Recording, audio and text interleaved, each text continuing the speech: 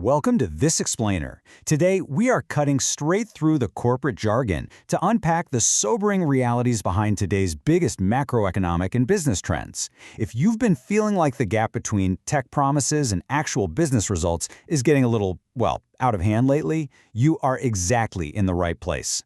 We're going to look at the hard data to separate the signal from the noise. Here's our roadmap for today. We're covering 1. The end of cheap AI, 2. Palantir's geopolitical gamble, 3. The semiconductor supply shock, 4. Traditional industries pivot, and finally, cash, ESG, and stability. All right, let's dive right in. Section 1.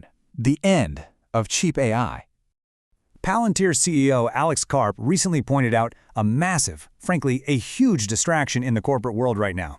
Entire departments are sinking endless hours into token anxiety, basically obsessing over optimizing AI prompts and ranking token usage. But in doing so, they've totally lost sight of what actually drives corporate value. They're obsessing over the shiny new tool rather than the actual business outcome. Look, we were all sold this dream, right? That AI is just this magic box that prints efficiency. But the reality for a lot of enterprises, it's turned into this ravenous AI ATM that is just rapidly devouring corporate budgets.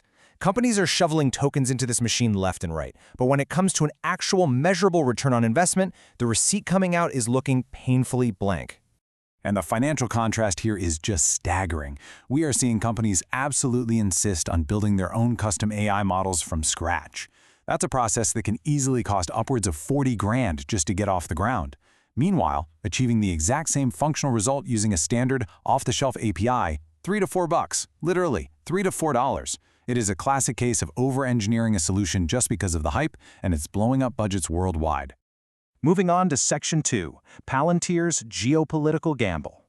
Now, looking at objective reporting from the Financial Times, Palantir obviously has undeniable technical prowess. They build incredibly powerful platforms for defense and corporate clients, but they're also navigating some intense political crosshairs.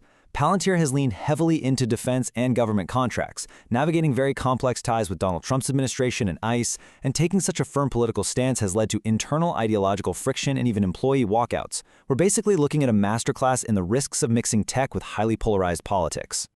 Sure, securing those massive government contracts helped drive a huge 135% stock rise. But right in the middle of that upward trajectory was a sudden 20% plunge.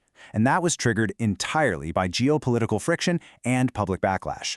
This reveals a crucial lesson for us. Binding a company's core identity to shifting political outcomes introduces a wild, totally unpredictable risk factor that even the best algorithms can't perfectly model. Okay, Section 3. The semiconductor supply shock. 79.5%. Let that number sink in for a second. That is the jaw-dropping gross margin recently reported by Nanya Technology. While everyone is obsessing over generative AI chatbots, this one figure proves that the real, unseen bottlenecks of this whole revolution are physical memory and traditional hardware. You simply cannot run advanced AI without massive amounts of memory and power management.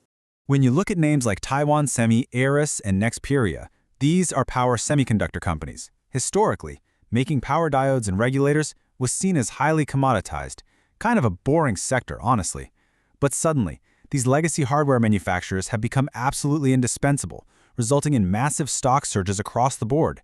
They are literally selling the picks and shovels in today's AI gold rush. And this explosive hardware boom isn't just random luck. It's being driven by three colliding forces. First, AI servers are incredibly power-hungry. They require vastly more electricity and thermal management than traditional servers. Second, the EV market continues to just devour power management chips. And third, and this might be the most important one, companies are urgently decoupling their supply chains from China to mitigate geopolitical risks. This perfect storm is forcing global enterprises to scramble for secure, non-Chinese hardware supplies, which is driving prices and margins right through the roof. Which brings us to Section 4, Traditional Industries Pivot. So take Puda, for example. They make bathrooms. I mean, it really doesn't get more traditional than that, right?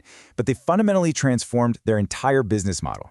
They completely abandoned the messy, unpredictable, wet construction methods, mixing cement and tile on site. Instead, they shifted to manufacturing sleek, modular units right in a factory setting.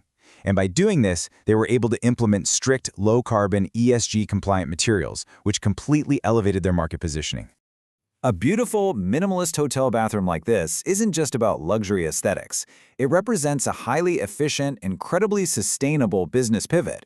Because they standardized their quality and absolutely nailed their environmental metrics, Puda successfully penetrated the notoriously strict, quality-obsessed Japanese luxury hotel market. They didn't need a fancy AI algorithm, they just needed practical, sustainable innovation.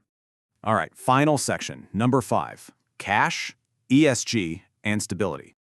Nan, which is this century-old pastry brand, is a textbook example of this adaptation. Look at their mid-autumn corporate gifting strategy. They didn't just, slap a new design on a box. They completely revamped their supply chain to focus on ESG compliance, utilizing local low-carbon sourcing. Why does this matter? Well, because today's massive modern enterprises have their own strict carbon footprint goals to meet. By ensuring their pastries are ESG compliant, Nan makes themselves the safest, most attractive vendor for major corporate clients looking for holiday gifts. That is exactly how you turn a 100-year-old brand into a modern powerhouse. So as we wrap up this explainer, we've seen how easy it is to get eaten alive by the AI ATM, and how risky it is to tie your fortunes to political wins.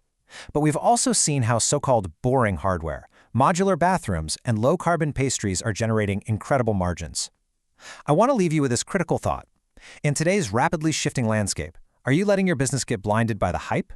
Or are you grounded in the practical, sustainable strategies that actually build lasting, unshakable resilience? Something to think about. Thanks for joining me on this deep dive, and I will catch you next time.